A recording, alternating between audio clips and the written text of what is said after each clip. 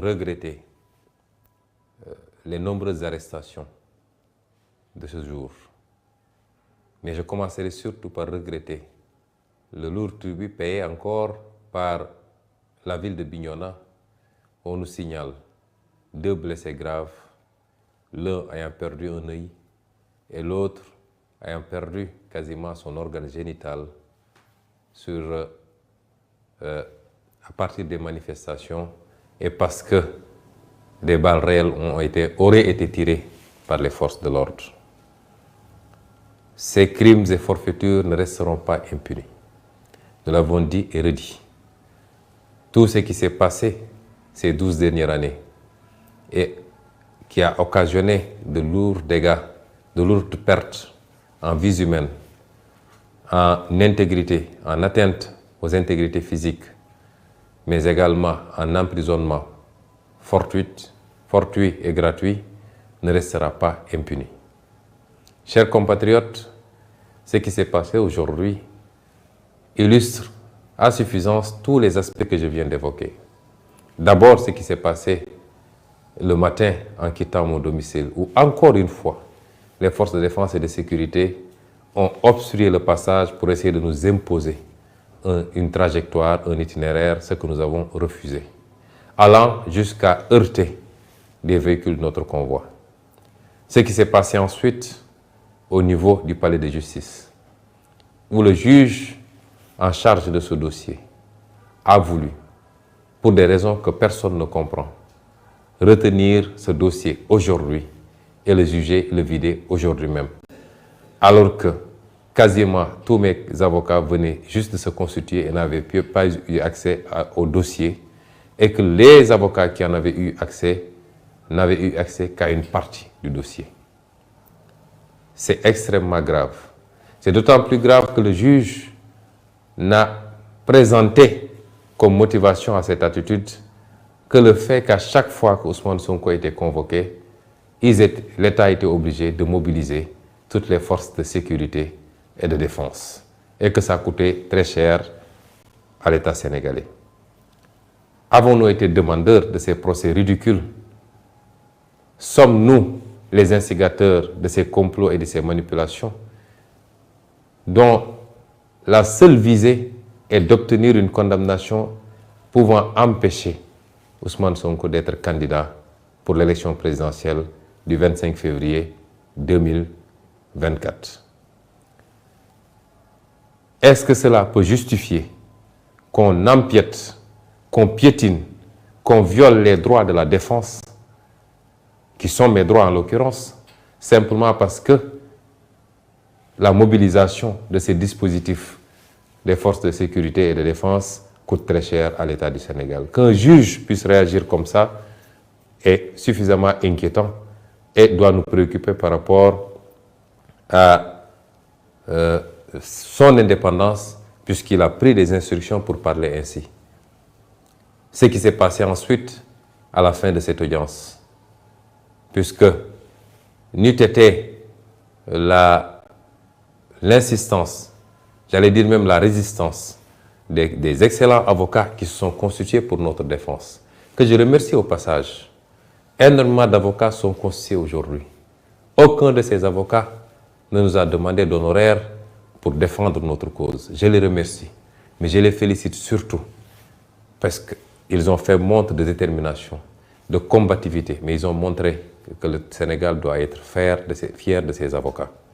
N'eût été la détermination de ces avocats, mais n'eût été également un barreau debout, et j'en profite pour féliciter M. le bâtonnier, qui a pu intervenir pour insister sur le fait que les droits de la défense sont sacrés dans un procès et que rien ne s'opposait et tout convergeait, la pratique judiciaire et tous les éléments d'un procès, tout convergeait vers un renvoi, comme le demandaient mes avocats.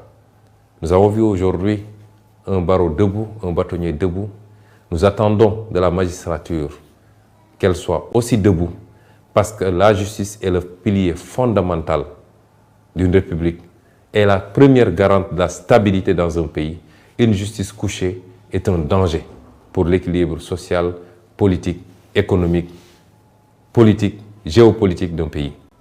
Nous demandons à l'Union des magistrats, à l'ensemble des magistrats, procureurs, juges d'instruction, à revenir à la raison et à comprendre qu'ils ont un sacerdoce, c'est de servir, de juger au nom du peuple sénégalais et non pas de servir les desseins politiques du régime et du président Macky Sall. Ce qui s'est passé au sortir de cette audience, où le monde entier a pu voir toutes les entraves qui ont été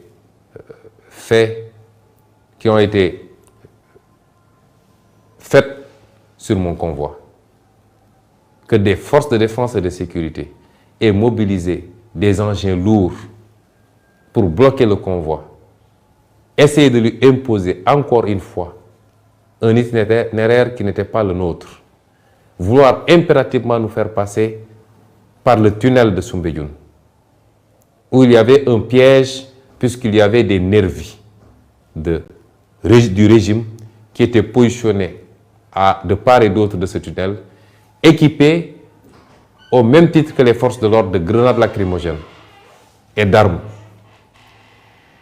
Ces forces de l'ordre ont voulu nous forcer à passer sous le tunnel, alors que rien ne s'opposait à ce qu'on puisse passer au-dessus du tunnel. C'est cela qui a amené le blocage du convoi, les jets de grenades lacrymogènes, et c'est ça qui nous a amené à la situation que vous avez vécue. Ces mêmes forces de défense et de sécurité ont voulu m'imposer de sortir de mon véhicule pour entrer dans l'un de leurs engins blindés. Ce que j'ai formellement refusé parce que j'ai quitté mon domicile en citoyen libre à bord de ma voiture, accompagné de ma sécurité pour aller au tribunal. Et je tenais à rentrer dans les mêmes conditions. Ce qu'ils m'ont refusé, allant jusqu'à exercer une violence inédite, inouïe, gratuite sur mon véhicule et sur ma personne. Le monde entier a vu des agents des forces de l'ordre casser la vitre de ma voiture, forcer les serrures pour m'extraire de force de cette voiture et me conduire directement à bord de l'un de leurs fourgons blindés. Ce que rien ne justifiait. Puisque si les forces de l'ordre veulent nous faire croire qu'avec tout ce dispositif qu'ils avaient déployé, ils n'avaient pas les moyens d'escorter notre convoi et de nous conduire à notre domicile, personne ne peut y croire. Le pire, c'est qu'aujourd'hui, on a vu des milices privées se fondre dans les rangs des forces de l'ordre, tirer des grenades lacrymogènes contre les foules sans que ces forces de l'ordre n'interviennent. Ce qui se passe dans ce pays est extrêmement grave. Le régime de Macky Sall entretient une milice privée que tout le monde connaît et reconnaît, que nous connaissons, que nous avons identifiée, photographiée. Et cette milice, aujourd'hui, commet des exactions contre les populations. Un des acteurs éminents de la société civile a parlé de guerre civile la dernière fois. Certains se sont empressés de s'acharner contre lui. Mais le président Macky Sall nous conduit directement vers une situation désastreuse parce que personne n'acceptera de se laisser tirer comme des lapins par des milices privées entretenues par le régime du président Macky Sall. J'en appelle donc à l'ensemble du peuple sénégalais. J'en appelle à la communauté internationale pour vous dire que celui qui s'est présenté à vous comme un démocrate, qui a essayé de dépeindre son opposition comme une opposition violente, déraisonnée, est le seul dictateur, le seul violent, le seul haineux qui existe aujourd'hui au Sénégal. Le Sénégal est un grand peuple qui a jusqu'à présent résisté à tous les soubresauts, qui n'a jamais connu, qui n'a jamais été traversé par des considérations liées à l'ethnie, à la race, à la région d'appartenance. C'est seulement sous le régime du président Macky Sall qu'on a commencé à entendre ces discours haineux. Je veux dire à cette communauté internationale et au peuple sénégalais que cette obsession pour le pouvoir et pour un troisième mandat est en train de mener le président Macky Sall et son régime à franchir la ligne rouge qu'aucun président avalu n'avait franchie dans ce pays. Celle-là qui nous conduit vers la déstructuration du tissu social. Il est temps d'arrêter le président Macky Sall. Dès demain, nos avocats qui sont en train de travailler sur les suites à donner à tout cela déposeront certainement des plaintes, même si on n'a pas espoir, vu ce qui se passe dans la justice sénégalaise. Mais certains comportements et certains crimes ne sont pas prescriptibles. Contre tous les acteurs qui ont été mêlés à ces exactions, à commencer par le ministre de l'Intérieur, les généraux et chefs de la police qui sont mêlés à qui sont les donneurs d'ordre, les commissaires et autres commandants qui y sont directement mêlés, des plaintes seront déposées parce que nous ne laisserons pas passer de telles attitudes qui ne relèvent pas d'une police nationale, mais qui sont des attitudes de banditisme. Comment pouvez-vous imaginer qu'un grand avocat comme Maître Clédor Ciré Ly, l'un des meilleurs d'Afrique de l'Ouest, procédurier et pénaliste, ait été brutalisé, extrait de force de la voiture pour être conduit dans un fourgon blindé?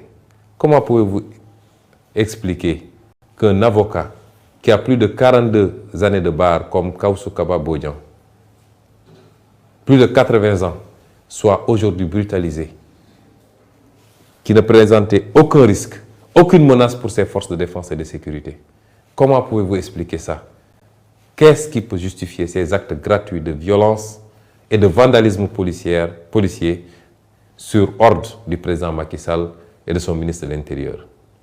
Ce qui se passe au Sénégal est suffisamment grave pour alerter tous les démocrates, alerter tous les républicains, alerter le monde entier, puisque depuis des années, les droits et libertés sont piétinés. La démocratie est à l'agonie.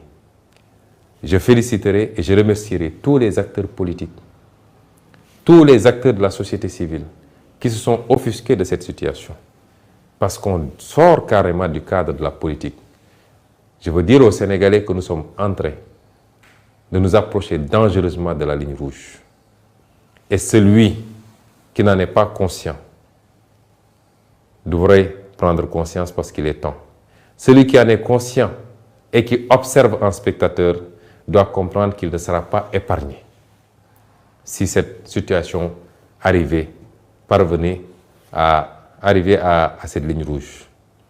Je voudrais également dire qu'on ne peut pas arrêter la mer avec ses bras. Ce qui inquiète le président Macky Sall et son régime, c'est qu'il est même mal à l'aise. C'est cette déferlante humaine à chaque fois que nous sortons. Cette popularité grandissante.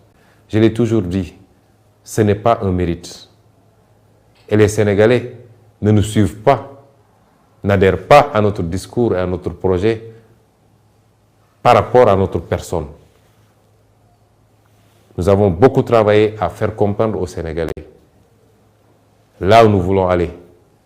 Ce combat pour la souveraineté, ce combat pour la dignité recouvrée, ce combat pour la réappropriation de notre destin national. C'est ce que les Sénégalais ont compris. Et c'est pourquoi ces milliers, ces millions de jeunes sortent à chaque fois pour suivre nos convois, pour adhérer à ce projet. C'est pourquoi ces milliers d'intellectuels adhèrent à ce projet. C'est pourquoi la diaspora, dans presque sa globalité, adhère à ce projet. C'est pourquoi même les forces de défense et de sécurité, qui exécutent des ordres, souvent malgré eux, adhèrent à ce projet. C'est pourquoi tous nos compatriotes africains nous suivent de très près, comprennent le discours et adhèrent à ce projet. Si le président Macky Sall pense qu'il peut arrêter cela par l'intimidation, par l'instrumentalisation de la justice, par la violence gratuite, il se trompe et il est temps qu'il revienne à la raison. C'est la dernière fois que je le dirai.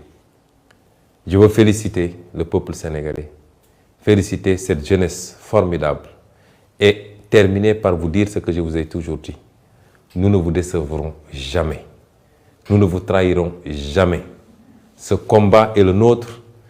Vous avez droit à la même prospérité, au même progrès, au même bonheur, au même espoir que tous les peuples du monde. Nous ne vous décevrons jamais. Je terminerai enfin par souhaiter au peuple américain une bonne fête d'anniversaire. Parce qu'aujourd'hui, j'aurais dû être à l'ambassade des États-Unis, sur invitation de l'ambassadeur. Au moment où je vous parle, j'aurais dû être à cette ambassade pour célébrer avec eux, avec ce grand peuple américain, sa fête d'indépendance. Je suis, malgré moi, sous résidence surveillée et de manière tout à fait illégale, parce qu'aucun juge n'a décerné une ordonnance pour que je sois sous résidence surveillée. On me refuse tout déplacement hors de mon domicile, barricadé par des chars de combat, par des dragons, par des véhicules lourds et par des centaines et des centaines de policiers et de gendarmes. Je voudrais dire au monde entier que voilà le visage de Macky Sall et de son régime. Je vous remercie. Mbokki Sénégal, asalaamaaleykum. ñu ngi leen di nuyu di leen ziar di dellu seeg yéen ci lu gàtt rek waxtaan ak yéen ci xew-xew réew mi. ñun ñëpp dundandoo li xew ci réew mi bésu tey jii muy citoyen bu ñu woo tribunal mu mel ni rek saa suñu woowee citoyen boobu tribunal réew mi day taxaw réew mi dootul noqi